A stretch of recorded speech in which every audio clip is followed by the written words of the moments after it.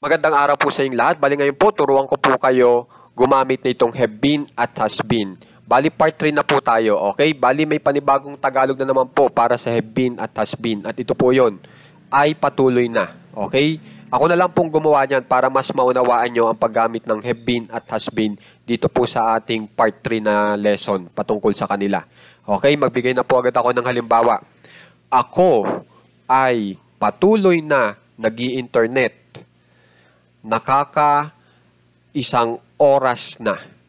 Okay? Yan po yung Tagalog natin. Pag in English po natin yan, yung ako ay, tapos yung have been ay patuloy na, tapos yung nag-i-internet, surfing the net. Tapos yung for, tapos yung isang oras na, NR. Pagsama-samahin lang po natin. I have been surfing the net for NR. Okay po? Sumunod, subukan po natin itong ikaw. Ikaw ay patuloy na naghahanap noon o kaya nun. Ilang buwan na ngayon. Okay, meron kang hinahanap na bagay at patuloy mo pa rin ginagawa yon na kung saan ay ilang buwan na ngayon. Okay? Pag in English po natin yan, yung ikaw, you, tapos yung have been ay patuloy na, tapos yung naghahanap nun o noon ay looking for it. Okay po? Tapos yung for. Tapos, itong ilang buwan na ngayon, a few months now. Pagsama-samahin po natin. You have been looking for it for a few months now. Okay po. Sumunod, subukan naman po natin itong kami o tayo na kapag in English ay we. Subukan po natin ay kami. Kami ay patuloy na nanunood nung serye. Okay? Lagpas na sa 2 oras ngayon. Kapag in English po natin yan, subukan natin ay itong kami para sa we. We have been watching the series for over 2 hours. Okay? Yun na po yun. Tapos, subukan naman po natin itong day bilang sila. Sila ay patuloy na naglalaro ng chess. Okay? Pagpalagay nyo, 2 oras na.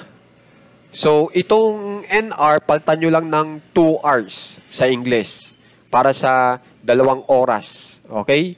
So, pag in English po yan, they have been playing chess for 2 hours.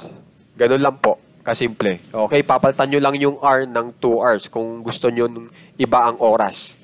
Okay? Pero siguraduhin nyo, syempre, yung time po ay dapat may haba ng panahon. Katulad ng nakaka-1 oras na, nakaka-2 oras na, nakaka-3 oras na. Ganun po yon. Okay? Sumunod, subukan naman po natin gamitin itong siya bilang he kung lalaki, she kung babae po.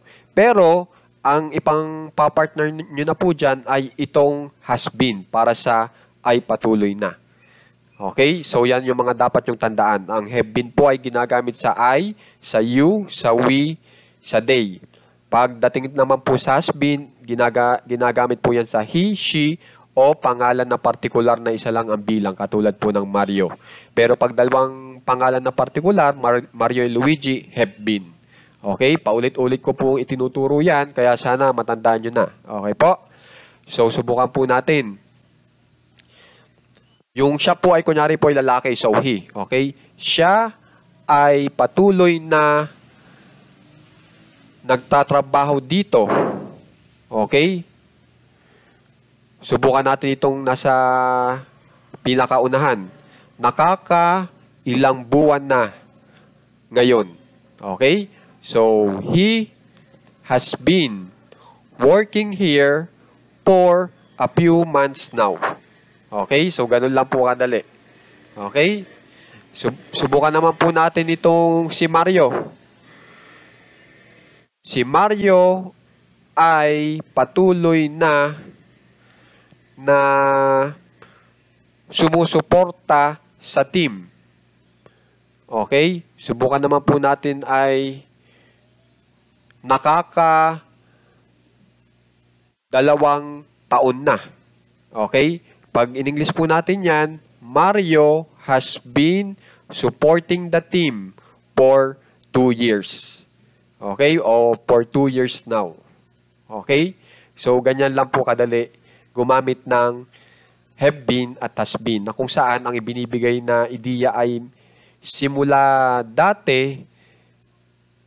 noon, magpahanggang ngayon, ay patuloy mo pa rin ginagawa yung naturang aksyon. Okay? At yung action po natin na itong surfing, na basta po itong mga nakikita nyo na salita na may ing sa dulo, yan po ay yung action na sinasabi ko, na dapat lalagyan nyo ng ing sa dulo. Kaya yung verb natin dito, may ing sa dulo. Okay? Pero, pwede rin pong, ang isunod nyo po ay hindi po verb na may ing sa dulo. Pwede rin po itong noun. Okay? At ang noun po natin dito ay itong electrician na salita. So, subukan po natin.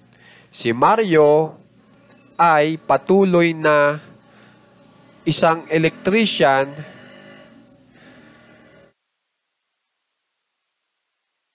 nakaka-2 taon na.